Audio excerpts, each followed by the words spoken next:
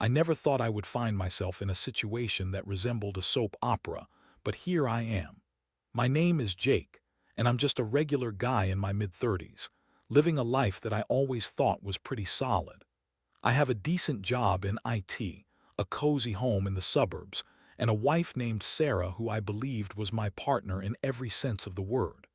We got married 5 years ago after dating for 2 years, and honestly, I thought we were happy. But spoiler alert, happiness can be a fragile illusion. Things started to change about 6 months ago. At first, it was subtle. Sarah, who used to be so attentive and loving, began coming home later than usual from her new job. She'd say it was just the workload, which seemed plausible at first. But then I began to notice other things. Her phone was glued to her hand, and she would jump whenever I walked into the room while she was texting. I didn't think much of it initially. I trusted her. But there was an inkling in the back of my mind that something wasn't right. The big wake-up call came on a Thursday evening when I decided to surprise her with her favorite takeout from that Thai place she loves. I got home early, excited to see her, but when I walked in the door, the house was silent. I called out her name, but no response. I figured she might be in the shower, so I went to the bedroom, and that's when I saw it, her phone lying on the bed. Something compelled me to check it. I shouldn't have, but I did. The screen lit up, and there it was, a message thread with a guy named Tom. I knew that name. He was my high school rival, the guy who always seemed to have everything handed to him on a silver platter. The messages were flirtatious and explicit, and my heart sank. I couldn't believe what I was reading. It was like a punch to the gut, and suddenly all those little signs started to line up like stars in the night sky. I stood there for what felt like an eternity, staring at the screen, each message cutting deeper into my chest. My mind raced. How could she do this? How could she betray me? With someone like him, I felt a mix of anger, betrayal, and heartbreak wash over me. It was overwhelming. I wanted to scream, to confront her right then and there, but I held back. Instead, I put the phone down and tried to calm myself. I needed to think clearly. When Sarah finally walked in, her face lit up at the sight of me. She dropped her bag and rushed to hug me. I felt tense, my heart racing as I wondered if she had any idea that I knew about her affair. I could smell her perfume, and it felt like a sick joke. I pulled away, and there was a moment of silence, a stillness that stretched between us, thick with tension. "Hey, you're home early," she said, her voice light and casual. There was no hint of guilt, no sign that she had just been texting my high school foe. My mind was screaming, but I forced myself to play it cool. "Yeah, just thought I'd grab some dinner. How was your day?" I asked, trying to keep my voice steady. "It was fine," she replied, and I could see it in her eyes. She was calculating, trying to figure out if I knew. I couldn't let her manipulate the situation. I took a deep breath, steeling myself. I needed answers, and I was ready to confront her. "Can we talk?" I asked, feeling the weight of those words. This was it. I was about to step into a storm head first. Little did I know, confronting Sarah would unravel a web of lies that would change everything between us. We moved to the living room, and I could feel the tension in the air like a thick fog. I sat down on the couch, my palms sweaty, heart thumping as I tried to gather my thoughts. Sarah plopped down next to me, her smile fading as she sensed the gravity of what was about to happen. I could see her mind racing, and it made me furious. How could she sit there so composed when I felt like I was about to shatter? "Jake, what's going on?" she asked, her tone shifting from casual to concerned. I took a deep breath, letting it out slowly to steady myself. "I found something on your phone," I said, my voice trembling slightly. The moment those words left my mouth, I could see her face drain of color. Her eyes widened in disbelief, and for a second I felt a rush of satisfaction knowing I had caught her off guard. "What are you talking about?" she stammered, clearly trying to regain her composure. "I don't know what you mean." The denial flowed out of her like honey, sweet and sticky, but I wasn't buying it. I wasn't in the mood for her games. "Don't lie to me, Sarah. I saw the messages. I saw everything," I said, my voice rising slightly. Watching her flounder was almost surreal. It felt like I was watching a movie as her expressions shifted from confusion to guilt and finally to anger. "Those texts were nothing, just harmless flirting. You're overreacting," she shot back, her voice rising defensively. It was like she was flipping a switch, the sweet woman I loved replaced by someone I hardly recognized. "Tom and I are just friends. You know how he is, always joking around. Friends. I couldn't keep the disbelief out of my voice. You're having sex with him, Sarah. That's not just friendly. The silence that followed was deafening. I could see her cheeks flush, and it confirmed everything I needed to know. Okay, fine, maybe we slept together once, but it didn't mean anything. It was a mistake, she exclaimed, her eyes welling up with tears. I was lonely, you've been so distant lately, and I just needed someone to talk to. Her excuses felt like daggers, twisting deeper into my chest. It was infuriating. Lonely? You think that's a good reason to cheat? You could have talked to me. You didn't have to throw away everything we built together.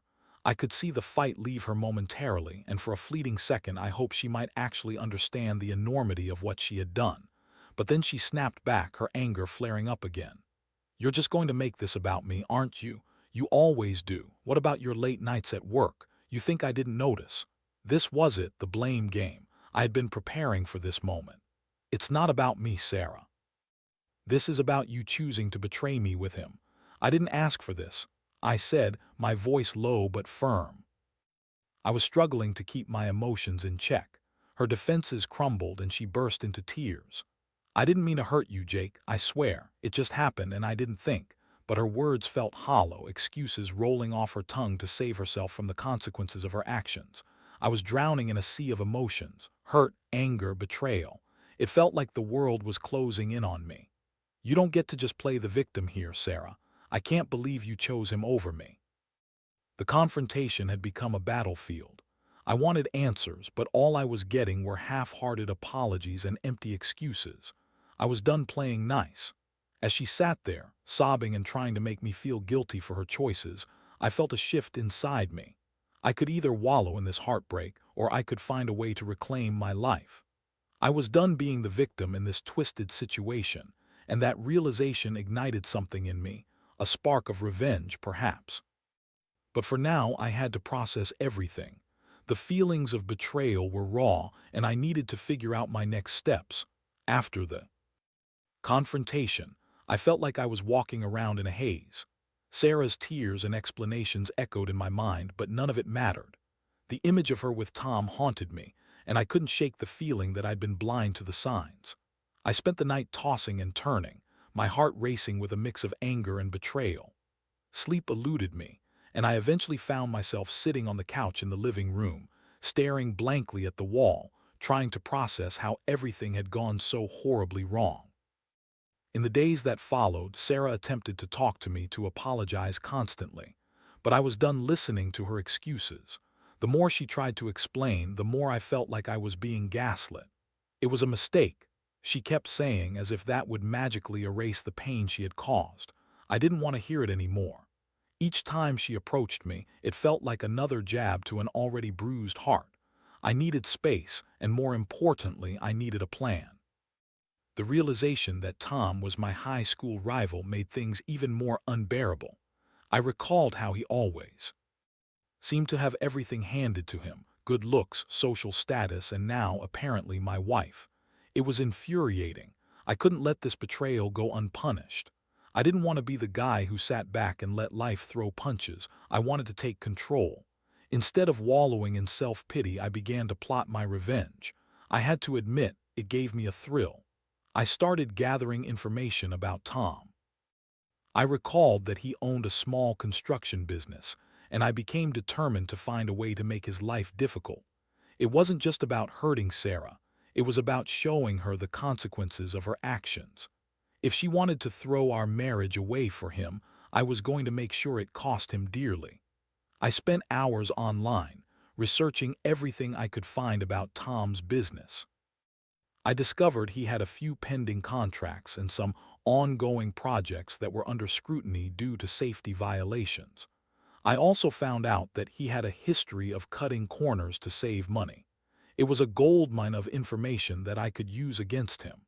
I started reaching out to some contacts I had in the construction industry, making casual inquiries about regulations and safety inspections.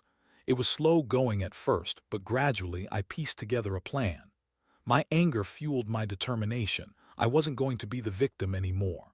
I wanted to hit Tom where it hurt: his wallet and his reputation. As I worked on my plan, I also began to notice some of my own emotional scars healing. I was taking charge of my life again, and it felt empowering. The anger that had once consumed me started to morph into a steely resolve. I was going to make Tom regret ever crossing paths with me and Sarah, but I also wanted to make sure Sarah felt the weight of her decision. I wanted her to see that what she had traded was worth more than just a few fleeting moments of passion. The day came when I had everything in place. I knew I could file an anonymous tip regarding Tom's construction business and the safety violations. It was a calculated move, and I relished the thought of watching it all unfold.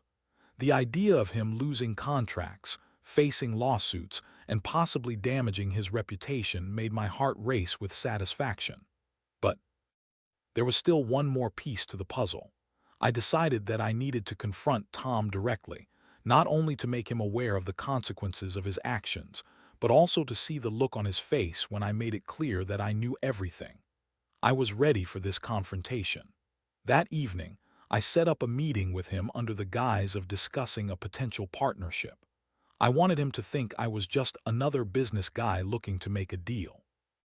I knew the location of his office and the time he usually worked late. The stage was set. I felt a mix of anticipation and adrenaline as I prepared to face the man who had torn my life apart. The day of the meeting arrived, and I felt a surge of adrenaline coursing through my veins as I drove to Tom's office. It was a small, unassuming building on the outskirts of town, not far from where he lived. The evening sun cast long shadows as I parked my car and took a moment to collect myself. I was about to confront the man who had betrayed my trust, and I wanted to make sure I was calm and collected. As I walked into the office, I noted the clutter of construction plans and blueprints scattered about. Tom was the only one there, typing away on his computer. He looked up as I entered, his expression shifting from confusion to surprise. "Jake, what are you doing here?" I forced a smile, trying to keep things professional, even though my heart was pounding. "Hey, Tom, thanks for meeting me on such short notice. I wanted to talk about some potential collaborations." He was clearly caught off guard, but he seemed to shake it off quickly. "Of course, man, I'm always open to new opportunities. What do you have in mind?" We sat down across from each other, and for the first few minutes, we engaged in small talk about the industry. But I could see the tension building in the air as I watched him squirm slightly under my gaze. I was biding my time, waiting for the right moment to drop the bomb. "Before we dive into the business side, I should probably address something," I said, leaning forward and dropping my facade. The smirk on his face faded, replaced by confusion as he tried to read my expression. "I know about you and Sarah." Tom's expression shifted again, this time to shock. "What, Jake?" Save it," I interrupted, my voice steady and cold. "I'm not here to hear your excuses. You think it's okay to mess with someone else's marriage. Do you even realize what you've done?" The bravado he usually exuded disappeared in an instant, and I could see the fear creeping into his eyes. "Look, I didn't mean for it to happen. It was a mistake, okay? Sarah and I—" "Yes, I've heard that line before," I cut him off. "You think it's just a mistake? You don't get to decide that. She chose you, and now I'm going to make sure both of you understand the consequences of that choice." Tom's posture stiffened, and I could sense his anxiety. "What are you talking about?" he asked, but the tremor in his voice betrayed him. I leaned back in my chair, a wicked grin forming on my face. "You know about those safety violations on your recent projects? I've got some friends in the regulatory department who can make your life miserable. I'm sure they would love to take a closer look at your books." The color drained from Tom's face, and he sputtered, "You would?" "Oh, I absolutely would," I replied, my voice low and menacing. "You think I'm going to let you get away with this? You and Sarah have made your bed, and now it's time to lie in it. If I were you, I'd start cleaning up your act fast." He swallowed hard, and I could see the panic in his eyes as he realized the gravity of the situation. "This isn't fair, Jake. You're going to ruin my life." "Funny, I was thinking you already ruined mine," I shot back. "But I'll give you a choice. You can either step back and let Sarah and me figure out our marriage, or I can turn your world upside down. You'll lose contracts, face lawsuits, and potentially ruin your reputation in this town. Your choice." Tom sat there, frozen for a moment before leaning back and trying to regain some semblance of his composure. "You're bluffing," he said, but it was clear he didn't believe it. "Am I?" I asked, raising an eyebrow. "You think I'm playing games? I have the evidence I need, and if I have to, I'll make that call. Just remember, you brought this upon yourself." The mood in the room shifted. Tom's bravado crumbled completely, leaving behind a desperate man. Okay, just let's talk this through," he pleaded. But I wasn't interested in talking anymore. I stood up, fixing my jacket as I prepared to leave. "Think about your next steps carefully, Tom. You have one chance to make this right. I'm not going to play nice anymore." As I walked out of the office, I felt a surge of satisfaction. I had taken control of the situation, and though it wasn't an easy decision to confront Tom, it felt empowering to know I had options. But as I walked to my car, I couldn't shake the feeling that I was playing a dangerous game. I knew I had to deal with Sarah next. She had to understand the weight of her choices, and I was determined to make her feel the consequences of her betrayal. With my confrontation with Tom echoing in my mind, I drove home feeling a strange mix of triumph and anxiety. I had confronted the man who had betrayed my trust, but I knew that my battle wasn't over yet. I needed to address Sarah, and I wasn't sure how she would react to the news of my dealings with Tom. I had made it clear to him that there would be consequences, but now it was her turn to face the reality of her choices. When I walked through the front door, the house was eerily quiet. I could hear the faint sound of the television in the background. Sarah was curled up on the couch, her eyes glued to the screen, but she turned as soon as she heard me enter. "Hey, you're back," she said, her voice lacking its usual cheer. There was a moment of silence, and I could see the hope in her eyes that maybe, just maybe, everything was going to be okay. "Sarah, we need to talk," I said, my voice steady. Her expression shifted from hopeful to wary. I could tell she sensed the weight of those words. "About what?" she asked, her tone defensive. "Jake, can we not do this right now? I'm really trying to process everything." I took a deep breath, steeling myself for what I had to say. "I just got back from meeting with Tom." Her eyes widened in shock. "You did what?" I took a seat across from her, leaning forward. "I confronted him about the affair. He thinks he can just walk into our lives and take whatever he wants from us. But I made it clear that he crossed a line." "What did you say?" she asked, her voice trembling slightly. "I told him I know about the safety violations in his business and that I have contacts who can expose everything he's been doing. If he doesn't back off, he'll face serious consequences." Sarah's face paled, and for a brief moment I thought I saw fear flicker in her eyes. "You can't be serious, Jake. You're going to ruin him."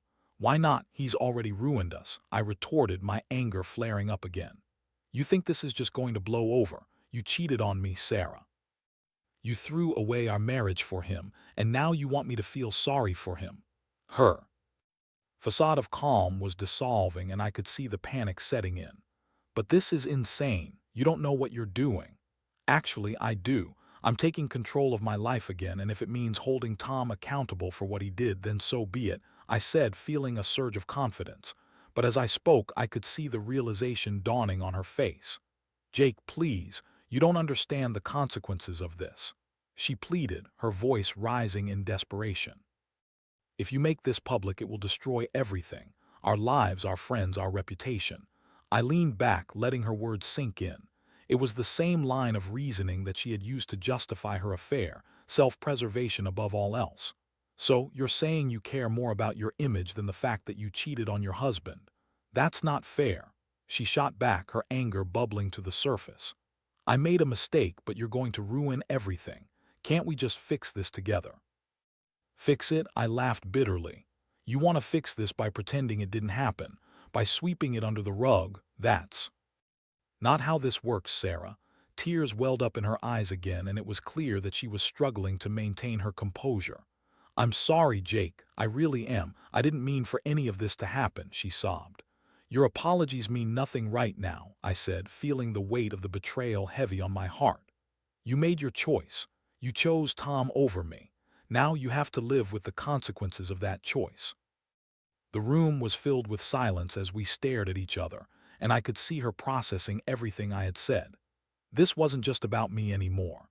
It was about her realization of what she stood to lose. I watched as the tears streamed down her face, and part of me felt a twinge of sympathy. But I quickly pushed that thought aside. I couldn't back down now. If I let her off the hook, it would only encourage her to think that she could keep getting away with deceiving me. She needed to understand that her actions had consequences, not just for Tom, but for herself as well. Think about what you want moving forward. I said, my voice firm. But know this, I'm not going to let Tom walk away unscathed. You made your choice, and now I'm making mine. As I turned to leave the room, I felt a mixture of satisfaction and dread. I had taken steps to ensure that Tom would face consequences, but I also knew that my relationship with Sarah was hanging by a thread. I had set the stage for a showdown, but I was still uncertain about how it would all play out. The days following my confrontation with Sarah were filled with tension and uncertainty. I was adamant about following through with my plan against Tom, and as I moved forward, I could feel the stakes rising. I had made my choices, and now it was time to see them through. Tom's business was already struggling with some minor issues, but I had dug deeper. With the anonymous tip I had sent out, I knew that an inspector would soon be on his doorstep to investigate the safety violations. I had made sure to time it perfectly, and I couldn't wait to watch the fallout unfold. But while I planned Tom's downfall, I also had to confront my own feelings about Sarah. One evening, I found myself sitting at the kitchen table, scrolling through the news on my phone when Sarah walked in. She looked exhausted, her eyes red and puffy from crying. I could see that she had been trying to piece things together, but the look on her face revealed that it wasn't going well. "Jake, can we talk?" she asked tentatively, her voice soft. I put my phone down and nodded slowly. "What's there to talk about, Sarah? You made your choice."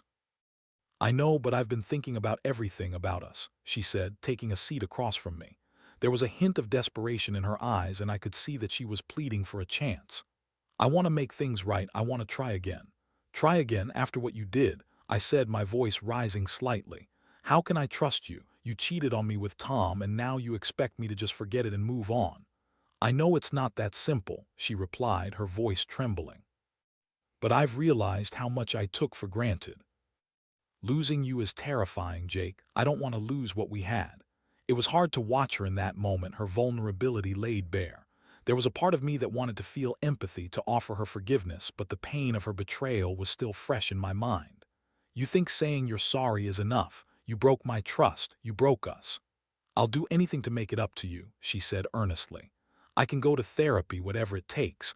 I just don't want to lose my family."